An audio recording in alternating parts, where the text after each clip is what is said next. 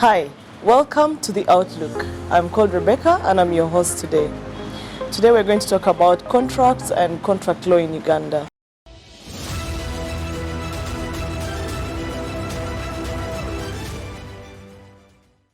We're joined by Daniel Duke Chiyunji. He is a lawyer and he's also known as the border lawyer. He's here to help us understand about contracts, Contract Act in Uganda, and what one should avoid when writing a contract.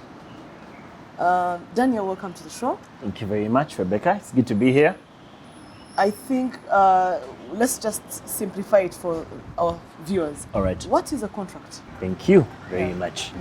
To put it simply, a contract is an agreement that is enforceable by law. Yes. As provided for in the Contracts Act. Now, the Contracts Act is where you go to look at all things legally concerning contracts. However, when you look at Section 10 of the same Act, it will tell you that it's an agreement made with the free consent of parties with the capacity to contract for a lawful consideration and with a lawful object with the intention to be legally bound. So can you tell me that in normal words, not in Greek? Yes. Because that is Greek. Yes. We are going to be confused. Yes. Now, I slowed myself down so that we could get those different points and for you to appreciate the different elements that constitute a contract, what makes a contract a good one. Yes. So I'll go through one by one. So there's what we call the meeting of the minds. People have to agree. People have to freely agree to get into a contract. But before a contract can be called one, there has to be proof that people have agreed. The second thing, there has to be an offer. Okay? The third thing, there has to be acceptance. Okay? Then the capacity to contract. Can the people actually get into the contract? Because not everybody can contract. Okay? And then consideration, to appreciate the value of the thing that is being given, or the deliverable, or whatever is being passed on. Then they have to appreciate, the parties to the contract have to appreciate that they're going to be legally bound, that there are legal consequences for the arrangement in which they are getting into. Those different elements that I've mentioned to you make a contract a good one, or a contract at all. Without them, it becomes debatable as to whether somebody has got into a contract or not. Yes. How many types of contract exist? I hear agreements, I hear contracts. What is the difference? Yes. Yes. You may have an agreement, but does not necessarily become a contract. What makes a contract are those elements that we just spoke about. Now, there are formats of contracts, then there are types of contracts. Okay. Now we're looking at formats. A contract may be written or it may be oral. Okay? But of course, there are requirements for when it must be written. Okay? Now, if it is, for example, a contract that exceeds 25 currency points, which I believe translates to 500,000 Uganda shillings, above that 500,000 shillings and above, it is required that you reduce that contract to writing. And of course, if a contract is a guarantee or what is an indemnity, it must be in writing. What's an indemnity? If you're giving insurance, if you're being a guarantor, if you are, that must be in writing. That can't be something that is just said, even if it's below 500,000 shillings. But if you are standing for someone, so to speak. Or a guarantor like in a money lending? A money lending situation. Or if you are a guarantor saying that person will definitely do the job, or if you're a bank saying that this company will do the job where they are guarantors, it must be in writing, it can't be oral. Then also if you're getting into a hire purchase, those are common contracts that we've seen in town here. We'll use the thing, use it as if it is mine, or maybe machines or whatever, or a house or whatever devices you agree to use, but whatever capital assets you decide to use. But on a hire purchase arrangement, it must be reduced to writing. These things are complex. So you're reading them from the Contracts Act. Yes, we have excerpts. Okay. from the Contracts For Act? the benefit of our viewers, so the Contracts Act is, you can access it on the Uganda Legal Information Institute website, and you can actually go through all these things that Daniel is trying to help us to understand Yes. in writing. Daniel, what about oral contracts? What about, how different are they? An oral contract can be concluded between 1-2 people. Of course, I would advise, it doesn't make it any less legal if you conclude to do something by saying it. Of course, it's encouraged for you to have a recording of your arrangement with the person, or perhaps have a witness or two to be on the safer side for an oral contract to hold. Because at the end of the day, for you to prove this in court, should the worst come to the worst, or before a panel or a tribunal or your LC1, and you're trying to enforce this contract, or the police, that matters. This person received the money, I was there, 2-3 people, that's why an oral contract would hold. Yes. Yes. And these are the most common ones in our setting. Many a time, yes. Because of the informal sector, people Yes. are not willing to write down everything and Yes. sign. So would you advise anyone to use an oral contract over a written contract, or what would you advise? I think at all times, I encourage clients, people, as often as you can, get into a written contract. As often as you can, something that you can hold, something you can take a photo of, something you can sign against. We'll probably get into that later, but it is very, very important. As often as you can rely on something that is written. Even you may forget what you said. And the language, does it have to be English? No, you can write, you can have a contract in any language. As long as Uganda, understood. yeah, That's where we have, actually, absolutely. That's why I have the element called the meeting of the minds. It's important that people appreciate what they're getting into, and they understand that there are legal consequences. You will find written contracts sometimes in English, and then there's a clause where the parties must sign saying, I had a lawyer, or I had a translator, change this, or transcribe this for me, or transliterate it, for me to appreciate what exactly was the content of what I was getting myself into. Yes. Daniel, Yes. we are receiving a few questions now already. Yes. And one of the persons who is seeking to know what the difference between voidable contract, legal and illegal contract. Okay. So what's the difference between those? What are they? All right. Okay. Void, first of all, would mean that the contract cannot be enforced. Okay? For lacking one of the elements that we spoke about earlier. Okay? So it cannot be enforced altogether.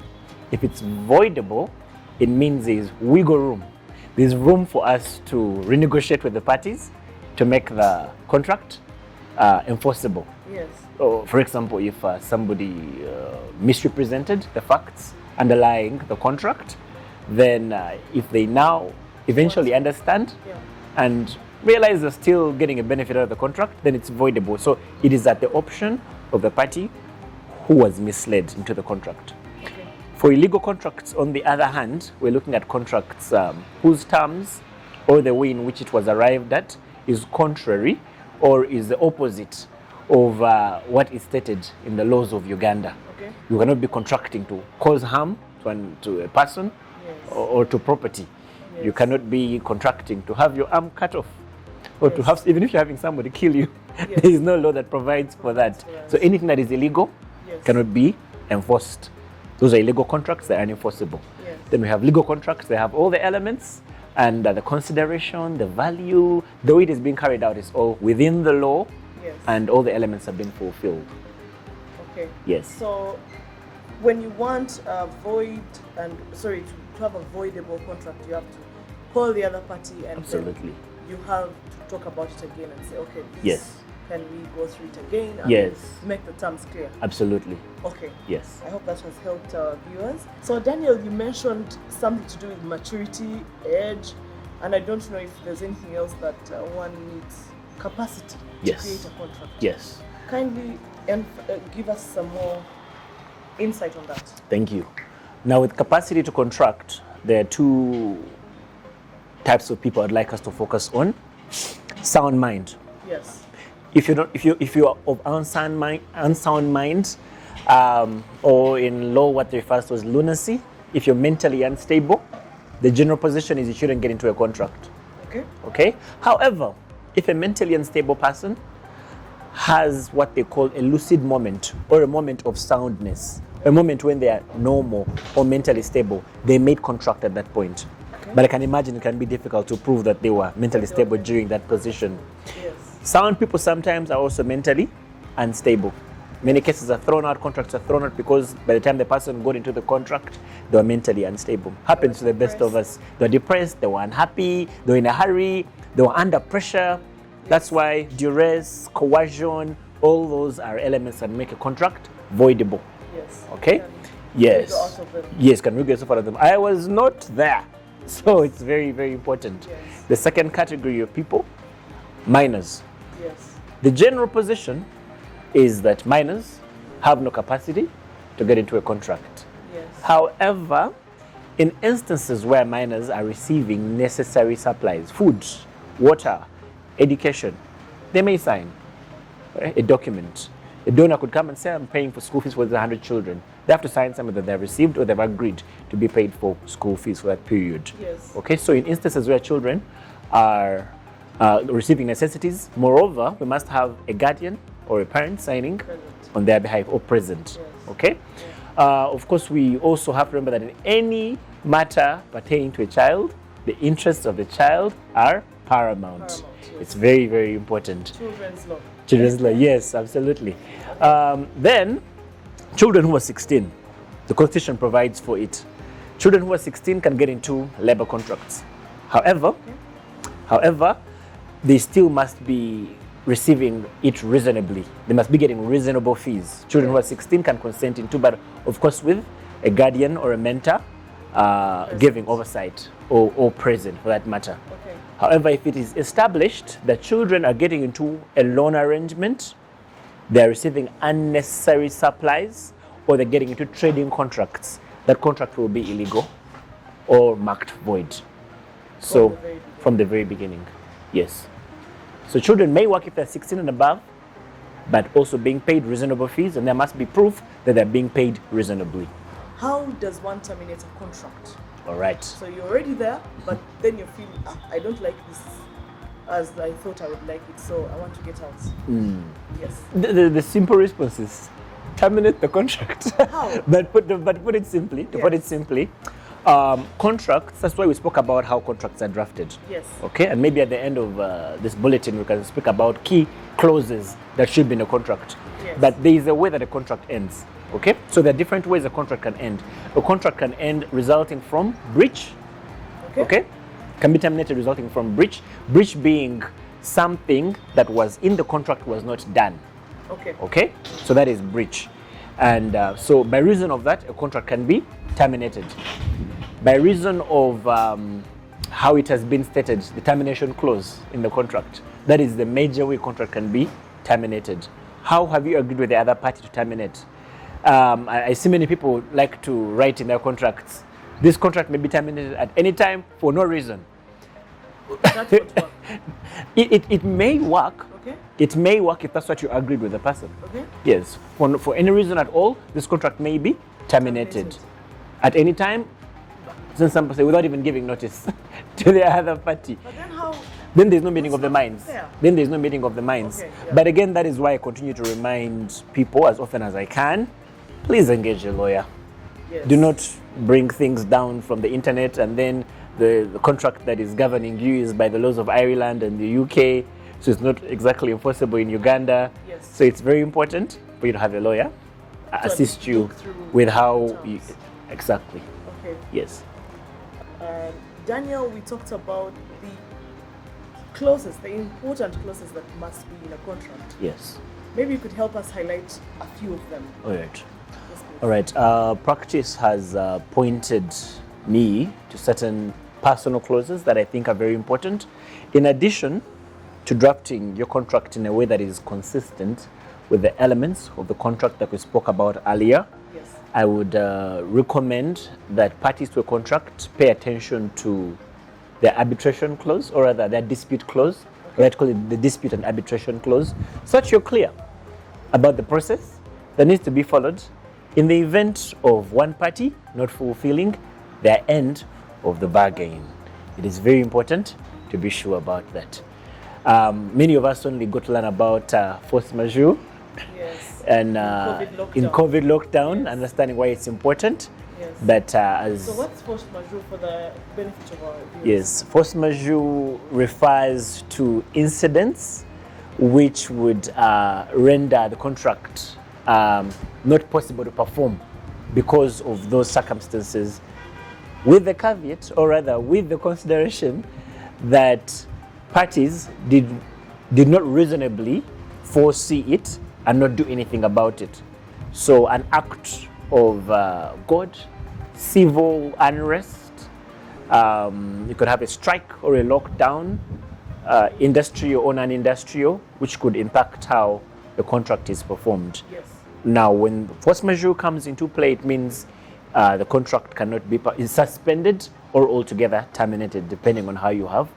But the Contracts Act actually covers it. It says naturally, if a contract is not performable anymore, Yes. then it actually terminates the contract as well, makes it impossible to perform. Yes. Yes, so a force majeure contract, force majeure clause, Yes. your arbitration and dispute clause, very important.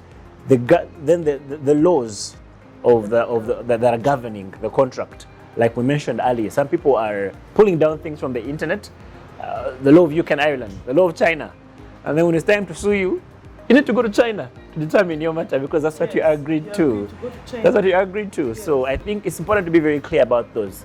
But of course, I would repeat and emphasize that it's very important for parties to a contract to appreciate exactly what the deliverables are. Yes. What are you giving? What am I giving? When am I giving it? Yes. Okay? Those are very important. But of course, as mentioned earlier, dispute it would probably come out on top of number one for me. Yes. Some people find themselves in court when they could have agreed to go to arbitration Yes. for a period of 6 months Yes. or a year Yes. before being rushed to court and incurring costs they're not ready to incur. Yes. That's true. Yeah. Thank you so much.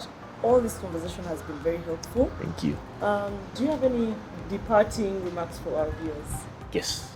Please, go ahead. All right. And to our viewers, I would like to say two things. The first thing being, as often as it is possible, I encourage you to reduce your contracts to writing. If you're agreeing on anything with anyone, and often money is involved, please reduce your contract to writing. Finally, the unpopular opinion, please get a lawyer. Engage a lawyer to help you go through your contract and get the most value out of it. Thank you very much. Thank you so much for coming and helping us to understand what we could understood about contract law. To our viewers, I hope you have appreciated enough about contract laws in Uganda. Should you have any questions for us, you will reach us through our website or any of our other forum, and we will be able to respond to your questions. Thank you so much for joining us.